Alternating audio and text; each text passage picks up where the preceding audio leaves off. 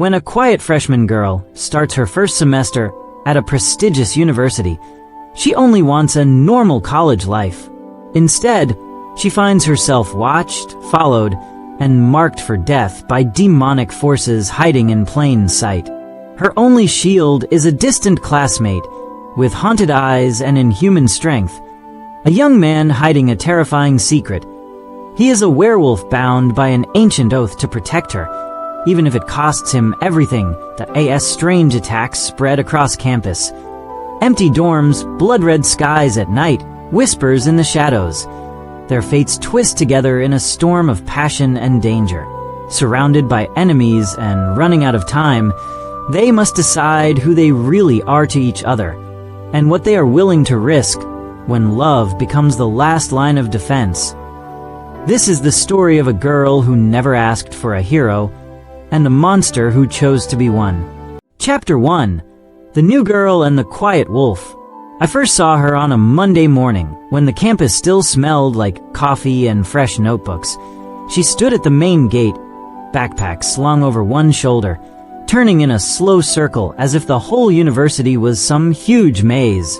The sun caught in her long blonde hair, and for a moment the world around her went quiet.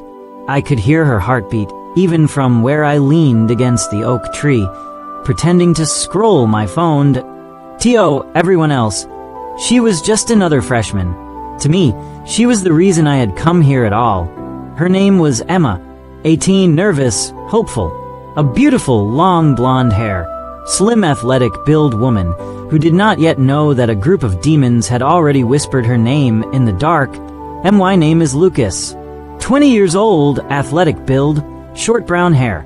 Just another face on campus. Or that is what I let people think. Under my skin, the wolf shifted, restless. My pack had fallen years ago, and with them went the last of my normal life. All I had left was a promise made under a blood-red moon. Protect the sealed heart when it appears. Emma was that heart. We shared our first class, Intro to Psychology. She slipped into the room 2 minutes late, cheeks flushed from running. She took the empty seat in front of me, and the scent of her shampoo, jasmine and rain washed over me, almost enough to drown out the faint sulfur trace I had been tracking all week. Demons. They were here too. While the professor talked about human instincts, my own instincts screamed. I watched the shadows beneath the desks, the doorway, the hallway beyond. Something was circling her, all ready to the end of class. She turned to me with a shy smile. "Hey, did he say we have a quiz next week?" I spaced out. Her eyes were bright, open. She did not know the danger. I forced my voice to sound normal. "Yeah, Friday. I can send you my notes if you want." "Really? That would be amazing. I'm Emma." "Lucas." Her fingers brushed mine as she handed me her phone, and for a moment I felt the strange, warm pulse of the mark hidden in her soul. Old magic, ancient and bright. Around us, the other students left, laughing, calling out weekend plans. None of them saw the tiny shadow slip along the ceiling and disappear into the hallway vent. But I did that. I typed in my number and gave her back the phone. "Be careful walking back to your dorm tonight," I said, trying to sound casual. "The lights flicker near the library. People trip." She laughed. "Is that your very subtle way of saying this place is haunted?" "If only it was that simple. You could say that," I answered. As she walked away, my wolf pressed hard against my ribs, growling low. Soon, it whispered inside my head, "They are already hunting." Chapter 2. Whispers in the Library. 2 nights later, I followed her to the library. Not close enough to scare her, not far enough to lose her. She walked along the path lit by soft yellow lamps, earbuds in, head tilted down to check some message. Normal. So normal it hurt. Demon scent rode the wind, bitter and sharp. Inside, the library was almost empty. Midnight on a Wednesday tends to do that. Emma picked a table near the big windows on the second floor. I stayed 2 rows back in the shadows of the philosophy section, pretending to read while I watched. For a while everything was quiet. The hum of the AC, the soft clack of keys as Emma typed, the occasional page turning. My wolf settled a little, ears pricked, tail low. Then the air changed. The temperature dropped, just a degree or two, enough to frost the edge of my breath. The lights flickered. Far down the aisle, the shadows stretched in a way they should not have. That I smelled sulfur. That a dark smear peeled itself from the corner of the ceiling, slipping down like smoke, moving toward Emma's table. It had no clear shape yet, and that was worse.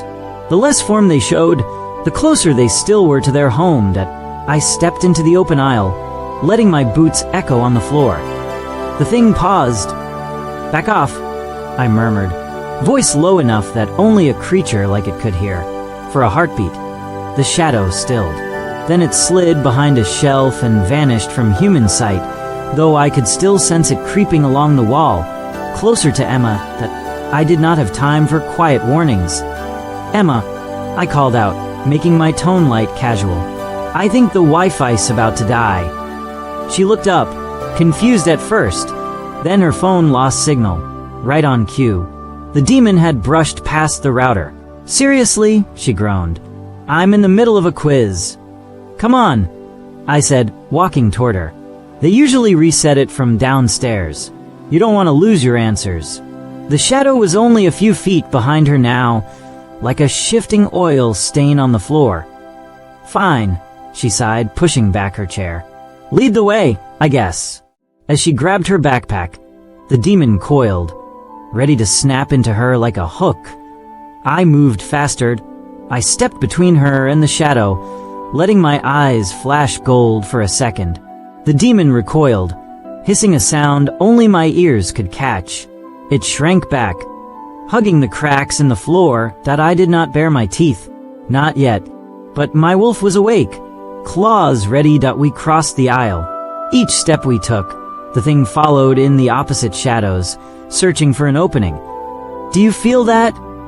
Emma asked suddenly, rubbing her arms. "It got so cold." "Old buildings," I lied. "Bad insulation." We reached the stairwell. The emergency lights here were dimmer, redder. Shadows were thicker. The demon lunged. It rose behind her like a jagged wave, aiming for the back of her neck, where the mark glowed soft and unseen. That I grabbed her wrist and yanked her forward, spinning so my back took the hit.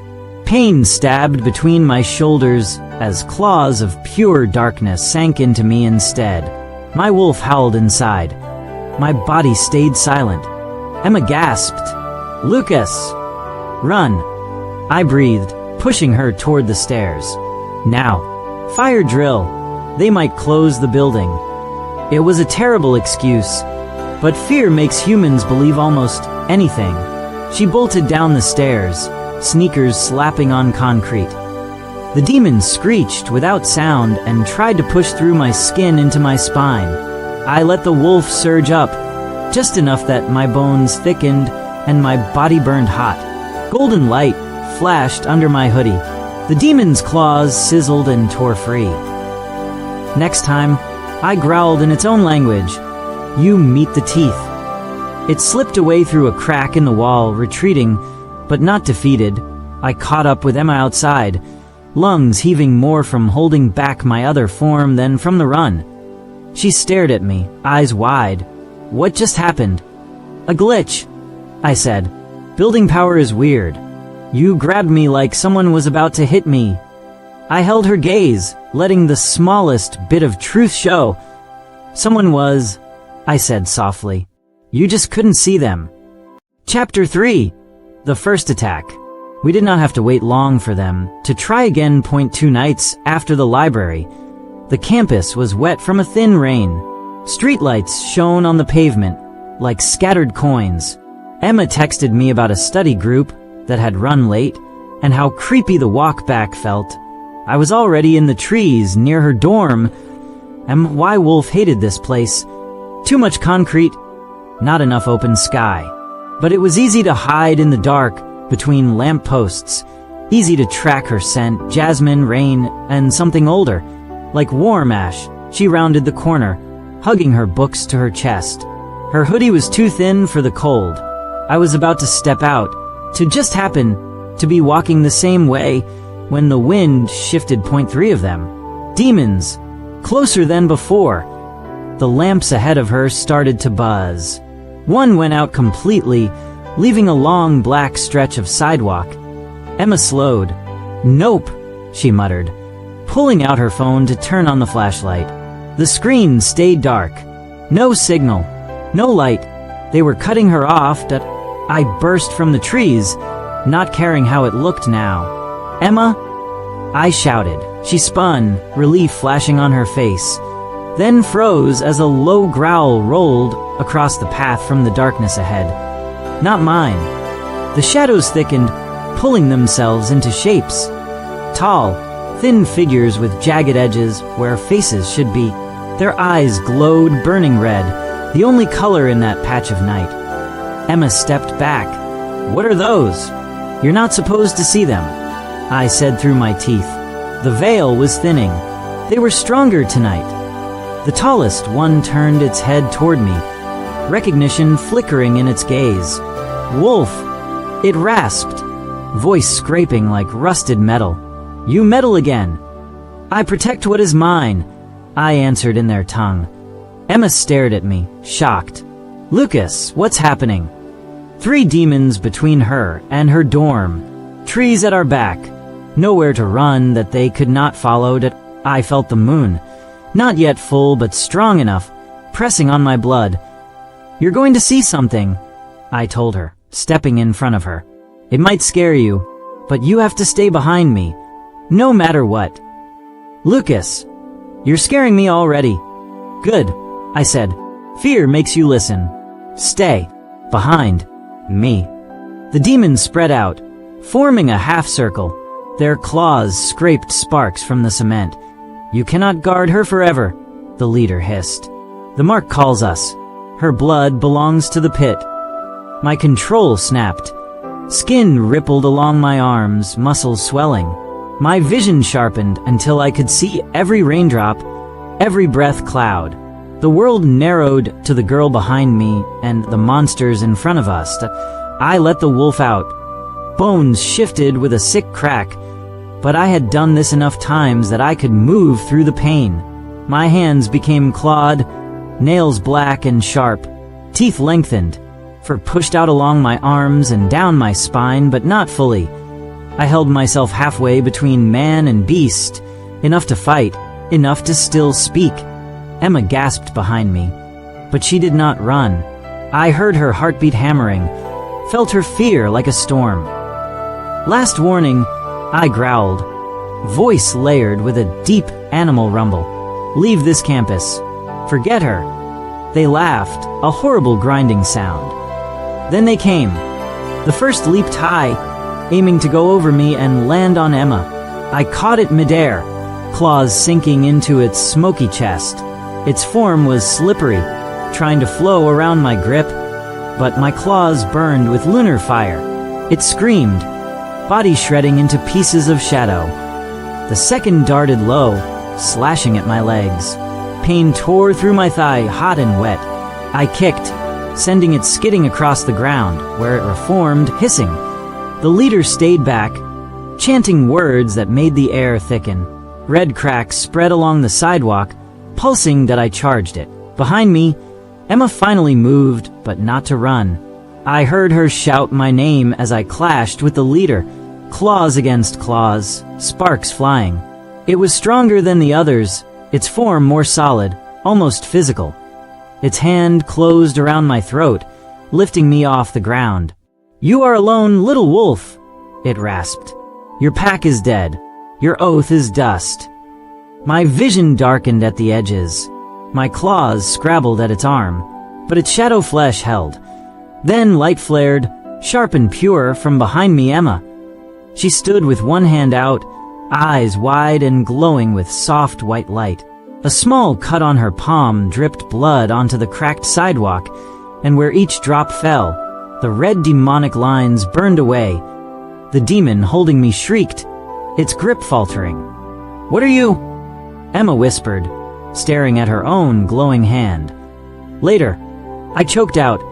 With a final surge of wolf strength, I tore free and drove my claws into the demon's chest. Lunar fire exploded from my hands, blasting through it. The creature's body split into ragged ribbons of dark that the wind carried off like burned paper. The remaining two hesitated, glancing from me to Emma's shining palm. "This is not over," one spat. Then they dove into the shadows and were gone. Silence crashed down. Rain pattered softly on the path. The lamps flickered back to life. I turned to Emma, breathing hard. Halfway a beast, halfway a man. She took one step back, but she did not scream. Her eyes were full of fear, and something else. Trust, maybe, or hope. "You're a werewolf," she said, voice shaking. "And whatever I am, they want it dead." I nodded, claws slowly shrinking back into fingers, for retreating under my skin. "Yes," I said, "and I am not leaving you alone again." Chapter 4: Secrets Under the Moon. We sat on the roof of the science building later that night, the city lights stretching out beyond the edge of campus. The rain had stopped, clouds thinned just enough to show a pale, swollen moon. Emma hugged her knees, wrapped in my hoodie. It looked better on her.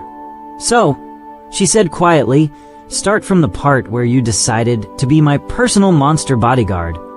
I sat a few feet away, still feeling the echo of the transformation in my bones. My throat ached where the demon had grabbed me. The cuts on my leg itched as they closed, skin knitting faster than human healing would allow. "My pack served as guardians," I said. "For centuries, we protected certain people, certain bloodlines. People like you. Like me," she repeated. "I'm just a girl from a boring town with divorced parents and student loans." "You're also a seal," I said. "A living lock on a door the demons want open." She went very still. "A door to where?" "You already know the answer," I said. "You saw what came for you. Multiply that by 1,000. Her fingers tightened on the fabric at her knees. "My parents never told me anything. No secret cults, no magic. Just fights about money. They might not know," I said. "The mark can skip generations, but the demons always find the one who carries it next." "And your pack?" she asked softly. "What happened to them?" I looked away at the sharp line where campus lights met the dark sky. "They died to keep that door closed," I said. "I'm the last. They gave their lives to protect the next seal. To protect you." Emma's voice was gentle. "You came here for me?" "Yes. And you never planned to tell me." "I hoped I wouldn't have to," I admitted. "I thought I could kill them before you ever saw what was in the dark." She laughed once, a small, broken sound. "Well, that plan failed." "Yeah," I said. "It did." Silence settled between us. Not uncomfortable, just heavy. The kind of silence that makes every little sound louder. The hum of the rooftop AC units, the distant siren, the soft rhythm of her breathing. "Back there," she said at last, looking at her bandaged palm. When my hand glowed, I didn't mean to do anything. I was just scared and angry. "I thought you were going to die." "I wasn't," I lied, because I had been closer than I wanted to admit. "The mark woke up, that's all. It reacts to danger, to emotion." Her cheeks colored faintly. "So I kind of saved you too." "You did," I said. "And that is both very impressive and very dangerous." She turned her face toward me, eyes reflecting the moon. "You keep saying dangerous, and demons and seal. But all I really hear is that I'm going to get people killed just by existing." I shifted closer, so that our shoulders almost touched. "You existing is why the world isn't already burning," I said softly. "You're not a curse, Emma. You're the lock that keeps hell on its side of the door." Her throat bobbed as she swallowed. "And you? What are you besides the scary guy in my psych class?" "A werewolf with too many scars," I said, trying to smile. "And one very stubborn promise. I will not let them touch you, not while I can still stand." She watched me for a long moment. "You were terrifying down there," she said, "when you changed. But when that thing had its hand on your neck, I was more scared of losing you than of what you are." I froze. "You barely know me," I said. "Maybe," she answered, "but I know you stepped in front of something that would have shredded me. Twice. I know you've been watching out for me since the first day and pretending you haven't. And I know that when you look at me, I don't feel like some tool or weapon. I feel safe." The words settled over me like a blanket. Safe? I had not felt safe in years. The wolf inside me tilted its head, curious, drawn to the warmth in her voice. "You should go home," I managed. "Get some sleep. Tomorrow, we figure out how to make you less of an easy target." She nodded, then hesitated. "Lucas?" "Yeah. If you're going to keep almost dying for me, I kind of need you to stick around." Her hand slid over, fingers brushing mine. I could have pulled away. I didn't. The contact was small, simple, but it felt like a promise. I turned my hand under hers and laced our fingers together. The wolf rumbled, pleased. "I'm not going anywhere," I said. Under the moon, with the scent of rain and her skin in my lungs, I realized something dangerous. Protecting Emma was no longer just an oath. It was personal. Chapter 5. The Demon's Plan. The next day, campus buzzed with rumors. Power surges in the library. Weird wind by the dorms. Some freshmen swore they had seen red cracks in the concrete last night that were gone by morning. Humans are good at explaining away the impossible. I ditched my afternoon class and slipped into the tunnels beneath the old lecture halls. Most students did not know they existed. The demons did. The air down there tasted like mold and rusted metal. My footsteps echoed off concrete, mixing with the distant drip of leaking pipes. The deeper I went, the stronger the sulfur stench became. They were building something that at the bottom of a dead-end stairwell. I found the first mark. A circle of red symbols burned into the floor. Demonic script spiraled inward, sharp lines angling toward a central point big enough for one person to stand in. Someone like Emma. I knelt, claws itching beneath my fingernails. The lines still glowed faintly, pulsing like a heartbeat. If they finished this ritual under campus, they would not need to drag her into hell. They could open hell under her feet.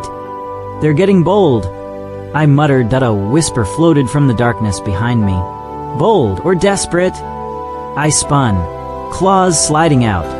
The old janitor from the west dorm leaned on his mop at the tunnel entrance, gray hair plastered to his forehead. At least that was how he looked when humans were around. Now his eyes glowed faint gold. "Elias," I said, lowering my hands, "you could have said something sooner." He chuckled, voice rough as gravel. "And miss watching you figure it out. You always were stubborn." Pup. Elias was not a wolf, but he was old enough to remember when my pack still ran these woods. A watcher, a friend, in his own strange way. "They plan to break the seal at the heart of your pretty campus," he said, nodding at the circle. "Midterms, full moon, all that stress. Perfect storm for fear and blood." "How many circles?" I asked. "3 so far," he said. "Here, under the gym, and beneath the library. Triangles, focus power. You know this. And Emma is the center." My jaw tightened. "They want to use her light to blow the door off its hinges. Or burn her out trying," Elias said. "Demons are not picky about collateral." I stood, fists clenching. "Then we stop the ritual before they can complete it." Elias studied me. "And the girl? Does she know she is the key to the fireworks show?" "She knows enough," I said. "She knows they're after her. She knows I'm not leaving." "Ah," he said softly. "There it is. The look in your eyes. You've let her in." I bristled. "This is not about me. It's always about you, pup," he said. Guardians who fall in love with what they guard fight harder. They also bleed more. Then I'll bleed, I snapped. Better me than her. He smiled sadly. Just remember, demons do not always come with claws. They can wear friendly faces. Teachers, classmates, people the girl trusts. My mind flashed to Emma's study group, her roommate, the friendly TA who always laughed at her jokes. I'll watch them, I said. You'll want to do more than watch, he replied. You'll want to be honest. Humans are stronger when they choose the fight, not when we drag them through it. He turned to go, shadows swallowing him. Elias, I called. If they come in force, he glanced back. You'll not be alone, pup. Old pact still whisper. Even if your pack is gone, call, and some of us will answer. His footsteps faded. I stood alone with the glowing circle, thinking of Emma's hand in mine on the rooftop. The way her eyes had shone when she told me I made her feel safe. They wanted to use her heart as a bomb, that I would turn this whole campus into a fortress before I let that happen. Chapter 6, Night of Fire and Shadows.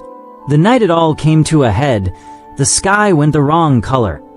Midterms week had the campus running on caffeine and panic. The gym stayed open late for stressed students. That was where they made their move. I met Emma outside the building as the last normal crowd streamed out. Their laughter sounded thin, nervous. You okay? I asked. She nodded, but her eyes were too wide. The sky, she said, pointing. Above the gym, clouds twisted in a slow spiral, lit from within by a dull red glow. Most people chalked it up to city lights and weird weather. My wolf knew better. They're starting, I said. We slipped inside just before a security guard locked the doors. The air smelled of sweat and rubber and something else. Burnt metal and ash. The main court was empty. Lights dimmed except for a few emergency rows. At center court, red symbols spread like spiderwebs, connecting to the marks under the floor I knew were there. Emma's palm burned through the bandage. I can feel it, she whispered, like someone tugging on a string inside my chest. Stay close, I said. If it gets too strong, tell me. We get out if we can't break this fast. Figures stepped out of the bleachers' shadows. At first, they looked human. A professor from our psych class, the campus pastor, the friendly girl from Emma's dorm floor. Then their faces rippled and the demons beneath pushed through, cracking their borrowed shells like glass. Their eyes burned red. Their smiles were wrong. You brought her willingly, the leader from the first attack purred, now wearing the professor's face. How kind, Wolf. I pushed Emma behind me, my own eyes blazing. You forget, I said, what wolves do when cornered. They surged forward. The ritual lines flared, beams of red light shooting up to the ceiling, forming a cage that locked around us. The building trembled. Somewhere above, glass shattered. Emma gasped, clutching my arm. Lucas, it hurts. Her mark had fully awakened. White light spilled from her palm, fighting the red. The lines on the floor bent toward her like hungry mouths. They're using you as a fuse, I said. You don't have to let them. How? She cried. I don't know what to do. Think about what you want to protect, I said, voice rough. Not what you're afraid of. Magic follows the heart. Her eyes met mine. For a moment, the world shrank to just that gaze. Terrified, stubborn, alive. I want you to live, she said. The words hit me harder than any demon claw. They attacked. I shifted without holding back this time. Bones and tendons snapped and stretched, fur tore through skin. In seconds I stood in full wolf form, towering and massive, a creature of muscle and moonlight. My claws dug furrows into the wood. My teeth were long and bright. Demons leaped. I met them in a storm of motion, ripping, slashing, biting. Their shadow bodies burned where my jaws closed. Each strike sent pain lancing up my limbs as their dark energy fought back. But I did not stop. Behind me, Emma knelt in the very center of the court, both hands pressed flat to the floor, her hair whipped around her face in an invisible wind. White light poured from her skin, racing along the red lines, turning them pink, then gold. The ritual circle screamed. Demons shrieked as their power backfired, lines of light snapping like whips. One tried to reach her, slipping past my guard. I turned too slow that Emma's own light struck it first. IT hit an invisible wall around her and exploded into white sparks. Emma flinched, but held on, tears streaming down her cheeks from the strain. Almost there. I roared in her mind. The link between us open at last. Just a little more. They want you dead. A demon hissed in my ear as it clawed at my back. They will keep coming, Wolf. She will never be safe. Then I keep killing you, I growled, spinning and tearing it in half. The air shuddered. The last lines of red turned white, then shattered like glass. Light exploded outward in a blinding wave, throwing every demon to the ground. Their stolen human skins crumbled. Their shadow forms thinned. Now, Emma, I shouted. Push them back. Close the door. She screamed, not in fear, but in raw effort, and slammed her hands down. A column of pure white light blasted up from the gym floor through the roof and into the swirling sky. The clouds above tore open, revealing a black emptiness so deep my heart stuttered. For one terrible second, I saw what lay beyond. Endless claws, teeth, eyes, hunger. Then the light folded in on itself like a closing fist. The sky went dark. The floor stopped shaking. The ritual circle faded to nothing, leaving only scorched lines on the wood. The demons that remained were thin as smoke. Elias appeared in the doorway, eyes bright, mop in hand.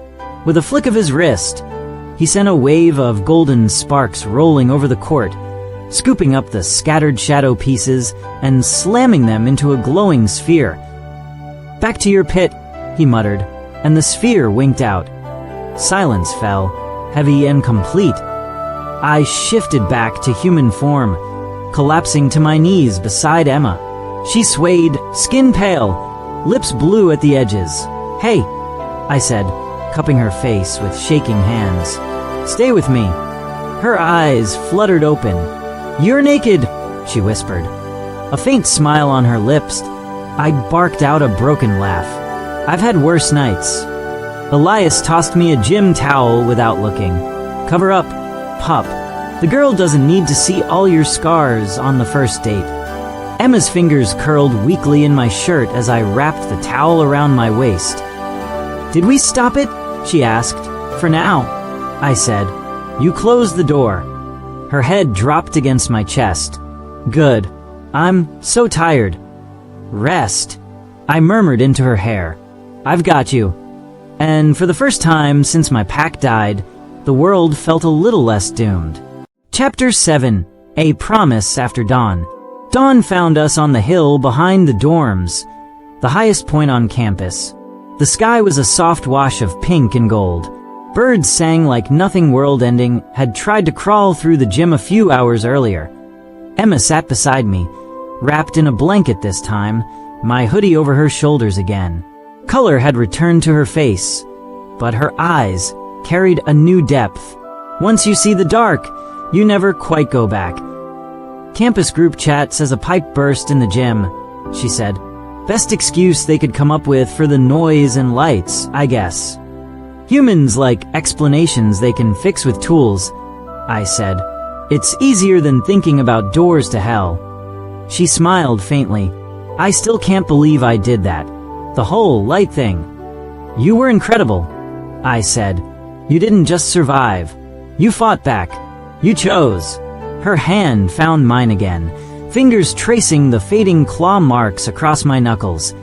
And you, she said. You went full horror movie werewolf, and somehow it was the most beautiful thing I've ever seen. I huffed out a soft laugh. Beautiful is not usually the word people pick. Well, I'm not people, she said. I'm apparently a magical lock on evil.